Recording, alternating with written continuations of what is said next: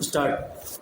In trying this question, I believe state the rule of the code correctly when I say that where a given matter becomes the subject of litigation in and of adjudication by a court of competent jurisdiction, the court requires the parties to that litigation to bring forward their whole case and will not permit the same parties to open the same subject of litigation in respect of matter which might have been brought forward as per the subject in contest but which was not brought forward only because they have from negligence, inadvertence, or even accident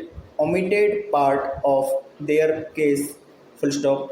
The plea of res judicata applies except in special cases not only to points upon which the court was actually required by the parties to form an opinion and pronounce a judgment, but to every point which properly belonged to the subject of litigation and which the parties exercising reasonable diligence might have brought forward at the time.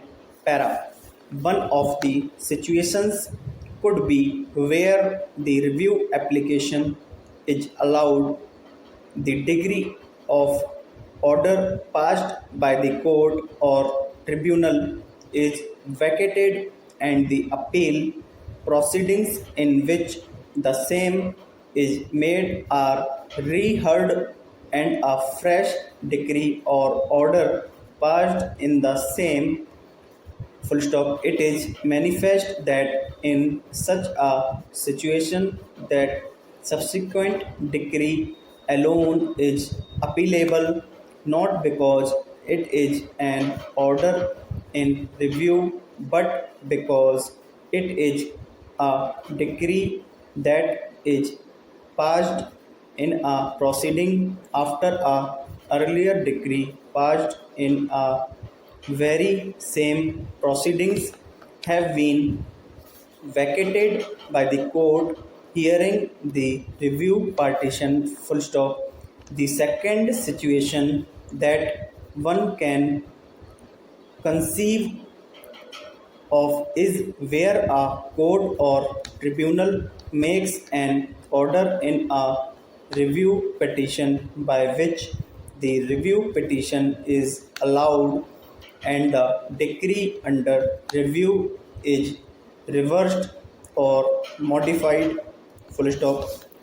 Such an order shall then be a composite order whereby the court not only vacates the earlier decree or order but simultaneous with such vacation of the earlier decree or order passes another decree or order or modifies that one made earlier. Full stop. The decree is so vacated, reversed, or modified is then the decree that is effective for the purposes of a further appeal, if any, maintainable under law. Para. Apart from above, there is another reason also from a revisional court not to entertain a television against an order rejecting on merits an application for review of an appealable decree, which is if the revisional court sets aside or modifies or alters a trial court's decree, the decree of the trial court would merge in the one passed by the revisional court full stop. In consequence, the right of the party aggrieved by the trial court decree to file an appeal would get affected. Further, there may be a case where a person is aggrieved by a finding of the trial court or any issue, even though the trial court's decree may be in its favor.